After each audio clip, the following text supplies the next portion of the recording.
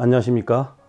오디오 평론가 또 작가 이종학입니다. 반갑습니다. 이번에 소개할 제품은 기존에 제가 다뤘던 제품과 성격이 좀 다릅니다. 제 오른편에 있죠.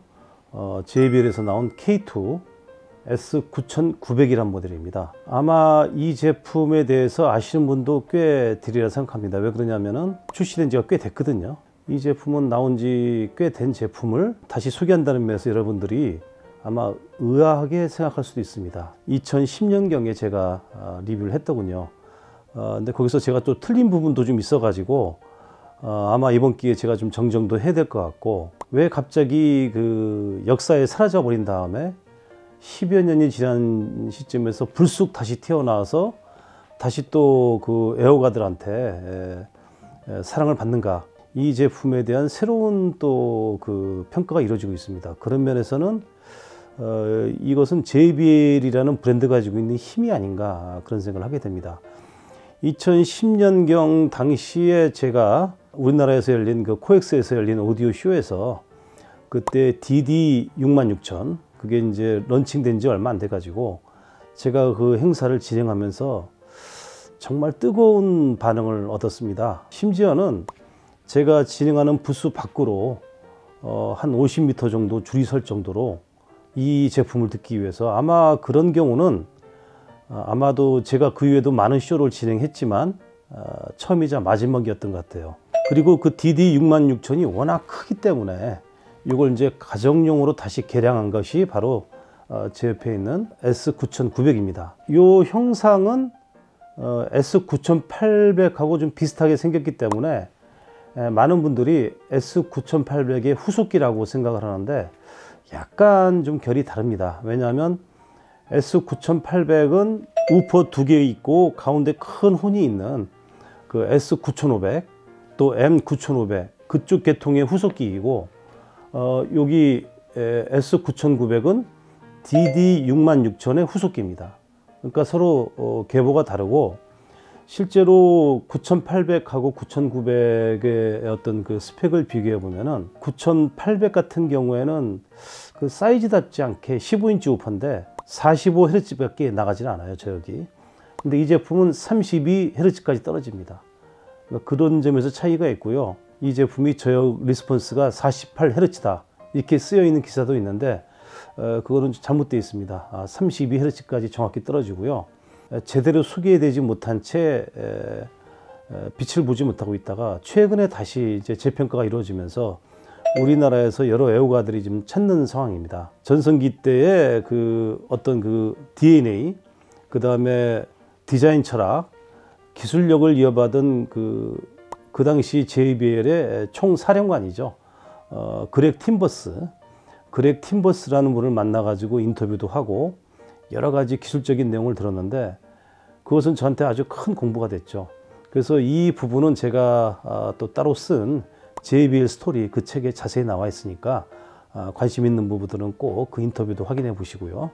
근데 이제 그렉 팀버스라는 분은 원래 캘리포니아에서 출생을 해가지고 캘리포니아에서 쭉 자라온 사람입니다. 그러니까 머리끝부터 발끝까지 캘리포니아 사람이죠. 그러니까 또 13살 때부터 스피커를 디자인했기 때문에 스피커라는 것은 그분한테 숙명입니다.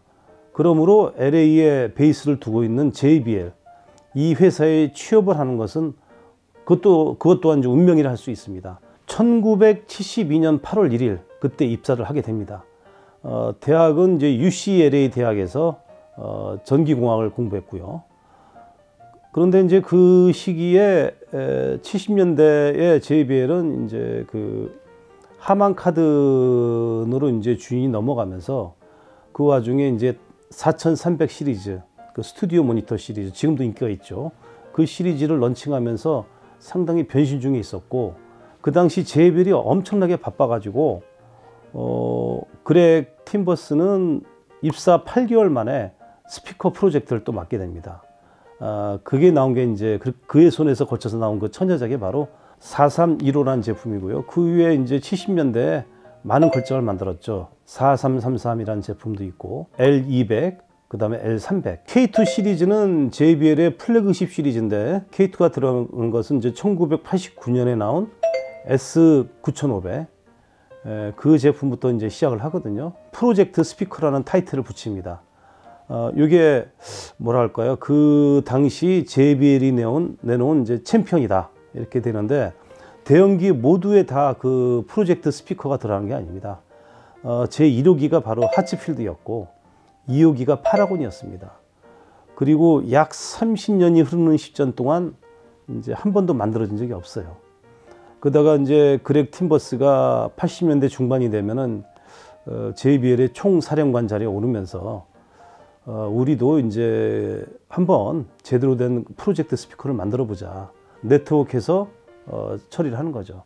그래서 그런 기술력이 있었기 때문에 한동안 위기에 빠졌던 JBL을 다시 구해내고 그런 와중에 자기가 모셨던 그 선배들이 다 은퇴하면서 JBL이 새롭게 한번 우리가 정리를 하자. 그래서 나온 것이 그 85년도에 DD55000 에베레스트. 그 스피커 역시 큰 사랑을 받고 있죠, 지금도. 그게 나오면서 다시 JBL이 회사가 달라졌구나. 그런 이제 느낌을 줬고, 그리고 89년에 S9500. 제가 너무나도 좋아하는 그 디자인이죠. 그 스피커가 나오면서 다시 또 하이엔드 업계에서조차 역시 JBL은 역시 그 스피커의 제왕다운 면모가 있구나. 새삼 재평가를 받게 됩니다. 그래서 그 이후에 K2 시리즈가 계속 발매가 되죠. 운 좋게 이 제품이 다시 주목을 받으면서 또 미국 본사에서도 생산을 계속 만들어줘 가지고 정말 천만다행으로 또 우리가 그냥 지나칠 수 있었던 명기를 이번에 다시 조망하게 돼 가지고 여러모로 감회가 새롭습니다. 사실 이렇게 좀 시간이 지난 제품이 다시 평가받는 것은 오디오 업계에서는 거의 불가능한 일이죠. 근데 이 제품이 실제로 수입이 돼서 다시 여러분들한테 또 공급이 되고 지금도 주문이 상당히 왔다고 그럽니다. 그래서 이제 이런 영상을 만든 거니까 천만다행이죠. 전체적인 형상을 보면 약간 좀 특이하다 하는 생각을 하실 겁니다. 왜 그러냐면 기존의 혼 타입 스피커들은 안 길이가 깊거든요. 왜냐면 혼이 길으니까. 근데 이 제품은 혼을 썼음에도 불구하고 옆으로 보면 아주 컴팩트합니다. 이것이 그냥 디자인적인 컨셉이 아니라 어마어마한 기술이 투입되지 않으면은 이렇게 거의 압축한 형태로 이렇게 얇게 만들기가 힘들죠. 근데 이제 그 기술적 성과는 사실은 이제 전작인 S9800부터 이미 시도가 되었고 그만큼 이런 콘셉트의 스피커를 따로 론칭하면서 S9800부터 상당한 기술적인 성과가 있었던 것이죠. 이렇게 보시면 3웨이 타입이지만 실제로는 이제 2웨이라고 보시면 돼요. JBL은 전통적으로 혼과 15인치 우퍼 이 조합을 해서 2웨이를 만듭니다. 단 지금은 이제 그 여러 가지로 이제 LP라든가 그 다음에 SACD 그런 것을 사용하고 소프트 쪽에서 아주 주파수 대역이 높은 것들이 아주 광대역한 것들이 나오면서 이 오디오, 특히 그 스피커 쪽에서도 기존의 좁은 형태의 대역폭 가지고는 되지 않기 때문에 대역이 점차 늘어가게 됩니다. 그래서 위에 있는 것은 일종의 슈퍼 트위터 이렇게 보시면 됩니다. 슈퍼 트위터, 그리고 어떤 면에서 이제 미드 베이스 이런 이제 구성이죠. 그러니까 대부분의 음성 신호는 2웨이에서 나온다고 볼 수 있습니다. 그러니까 2웨이 플러스 1 혹은 2웨이 플러스 알파 정도로 이해하시면 됩니다. 그 트위터 쪽 이 혼도 이제 소노글라스라는 신소재가 투입되었고 S9800은 3인치 구경이었는데 이 제품은 4인치 구경입니다. 이 4인치 구경은 사실 DD66000에서 처음 쓰였습니다. DD66000은 상당 부분의 그 음성 정보가 이 혼에서 이루어지고 있다는 거. 전 4인치 이 진동파는 이 제품이 가지고 있는 가장 특기할 만한 그런 이제 빅이다. 정말 비밀 무기다. 이렇게 보시면 됩니다.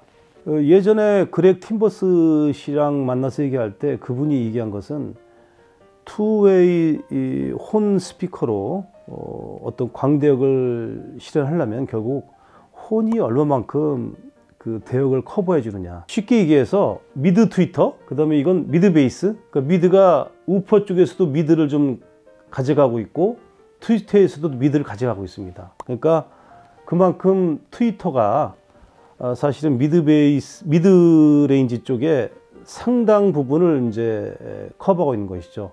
그래서 자료를 보면은 900Hz에서부터 15kHz까지 커버가 있습니다. 그러니까 보통 트위터라고 그러면은 한 2, 3kHz에서 한 20kHz 정도 되잖아요.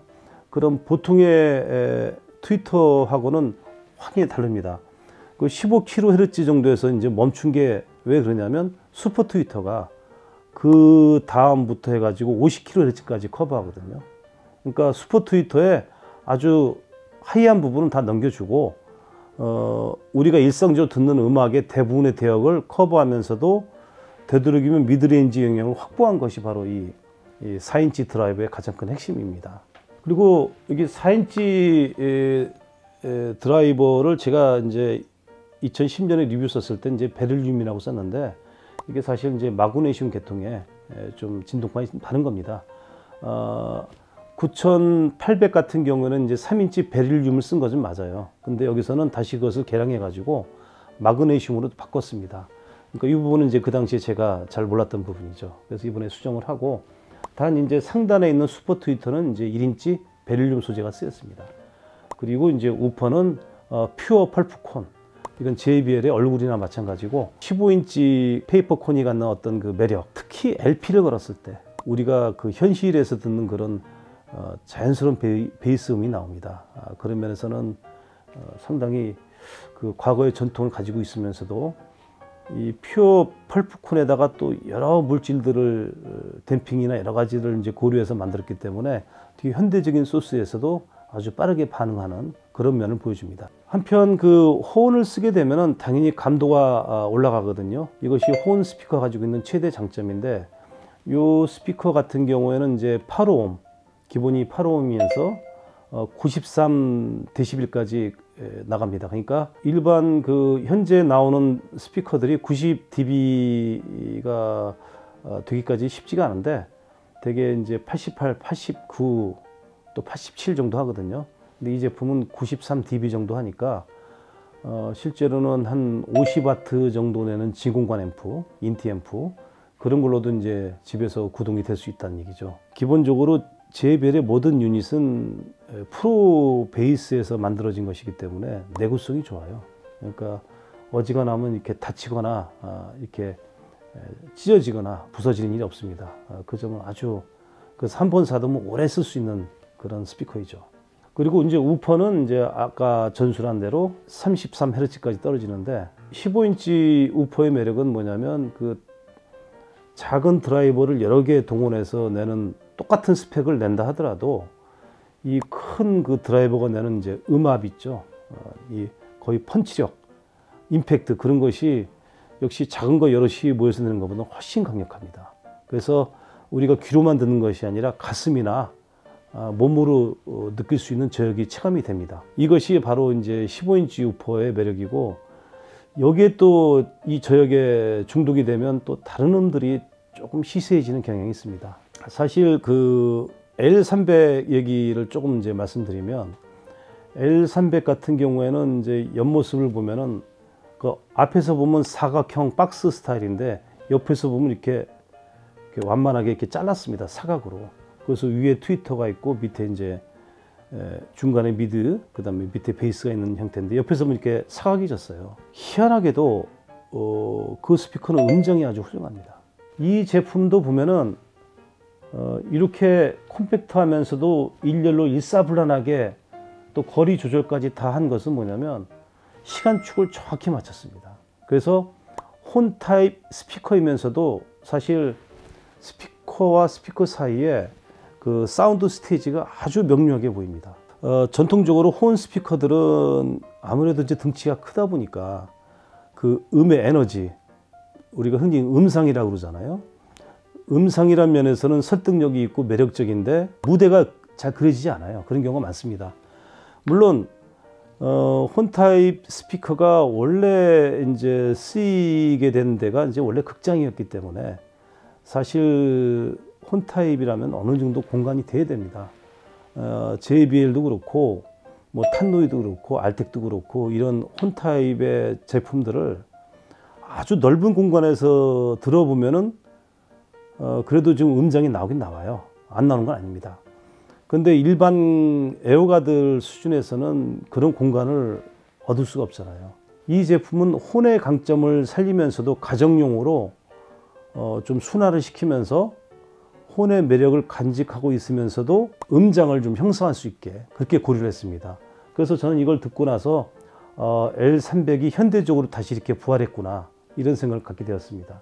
이 제품을 혹시 접할 기회가 있으면은 조금 세팅을 잘 해가지고 들어보시면은 제가 말한 부분이 분명히 나옵니다.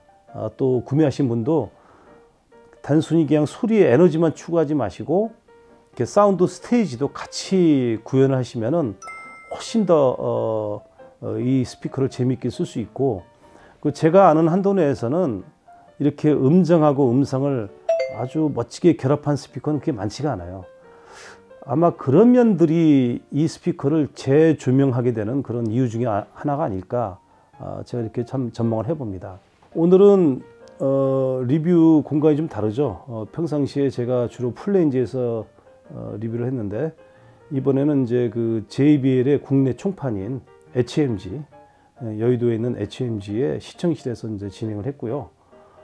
뒤에 보시면은 마크 레빈슨의 제품들이 있습니다. 맨 위가 넘버 519라는 이제 네트워크 플레이어고요. 그 밑에 프리가 넘버 526, 그 다음에 모노몰록 파워로 해서 5302 파워, 이렇게 이 세트로 해서 이제 연결을 했고요. 본격적으로 시청을 하도록 하겠습니다.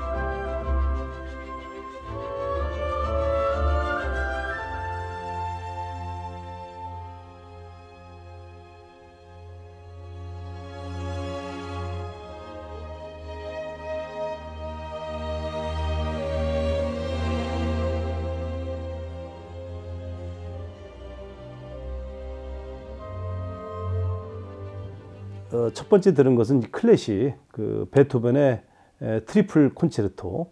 그러니까 피아노, 바이올린, 첼로가 주역으로 나오는 그런 이제 협주곡인데, 그러니까 클래식의 얼굴 마담이 다 나왔죠. 그래서 바이올린은 이제 안네 조피무터, 그 다음에 첼로는 요요마, 그 다음에 피아노는 이제 다니엘 바렌보임이 피아노도 연주하면서 지휘도 했습니다. 사실 처음에 깜짝 놀란 것은, 물론 이제 마크 레빈슨 덕이겠지만 상당히 럭셔리하다고 그럴까? 기품이 있는 소리가 나왔습니다. 이게 혼타입 맞아 싶을 정도로 잘 다듬어져 있고 아주 정교합니다. 현대 그 최첨단 드라이버를 쓴 그 하이엔드 스피커에서 듣는 그런 아주 정치한 음이 여기서도 나왔습니다. 그래서 깜짝 놀랐어요. 9800과는 다르게 9900은 역시 그 4인치 트위터 겸 이제 미드 하이죠. 그 드라이버의 덕분인지 모르겠지만 상당히 이제 플랫하면서 중역대가 충실합니다. 그렇다고 너무 과장되지 않고 아주 정확하게 빈 틈이 없이 재생하는 것이 놀라웠고, 그 다음에 전 대역이 정말 반응이 빠르고 시간축이 정확해가지고 이 부분은 정말 깜짝 놀랐어요. 지금 그냥 일사불란하게 움직입니다. 그리고 음 자체가 군더더기가 없고 깨끗해요.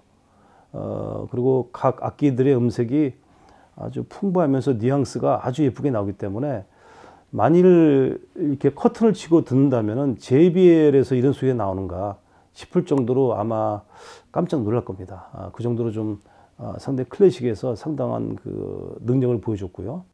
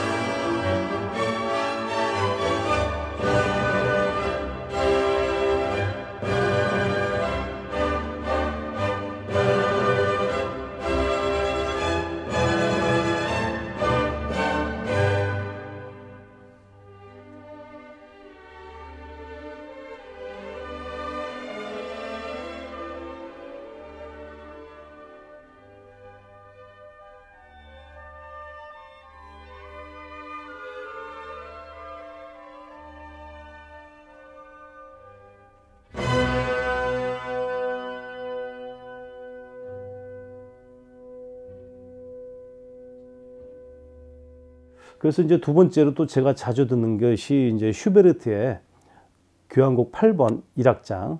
이걸 이제 그 카를로스 클라이버 연주 다시 들어봤는데 이건 제가 워낙 자주 들은 곡이라 이제 들으면 바로 알거든요. JBL이라고 우리가 가지고 있는 이미지하고는 전혀 다른 아주 포근하면서 그리고 또 레벨을 낮췄을 때도 소리가 어느 정도 이렇게 흐트러지지 않고 재현이 되고 또 올리면 올리는 대로 또 아무렇지도 않게 소리가 커지면서 파탄이 없습니다.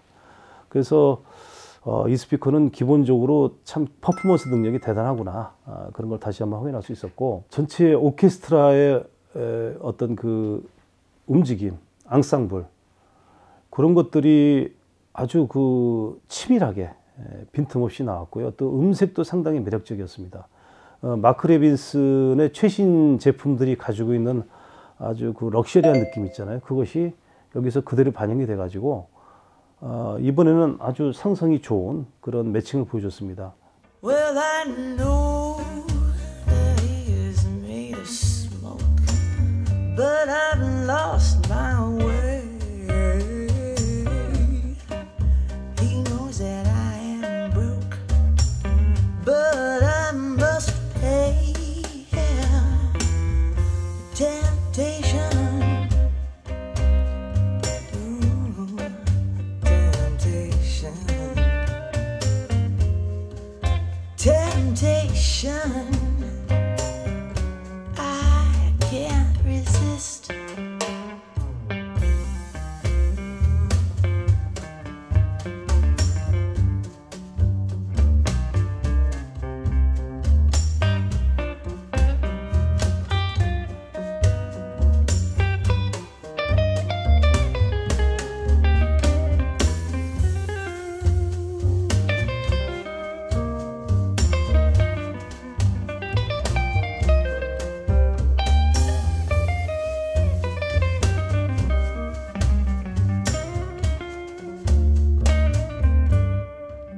Dutch pink and Italian blue.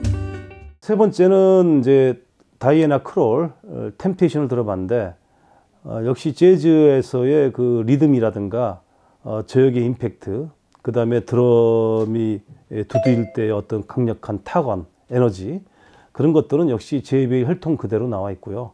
하지만 좀 다른 JBL 제품들, 제가 그동안 접했던 그 밑에 기종들, 그런 것과는 다르게 자체가 상당히 좀 고급스럽습니다.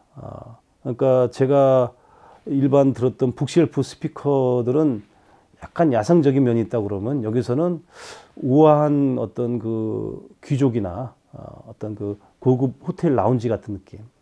그래서 이 제품은 이 제품대로 좀 밑에 제품하고 차별화가 되는구나, 그렇게 다시 한번 느꼈고요. 특히 그 크롤의 보컬은 여성적인 느낌, 아주 그 매력적인 그 뉘앙스가 더 잘 살아나가지고 그런 부분은 또 아마 좋아하실 분들이 많을 것 같아요. 이 정도 가격대에서 우리가 기대할 수 있는 어떤 그 음의 퀄리티보다는 상당히 높은 레벨의 소리다.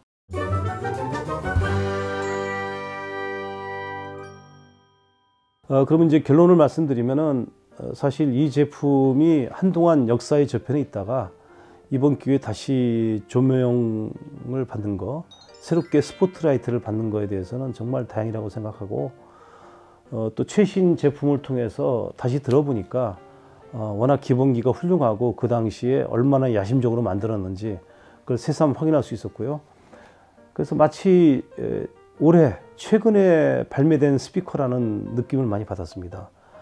글쎄요, 그 사이에 어떤 마이너한 체인지가 있었는지 혹은 개량이 있었는지 저는 모르겠습니다만은 지금 들어도 아주 미래지향적이고 강점이 많은 스피커이면서 특히 음장과 음상 두 가지의 장점을 잘 취합하고 있다. 이 점은 이 스피커가 가지고 있는 최대 장점이다. 최대 매력이다. 이렇게 평가가 됩니다.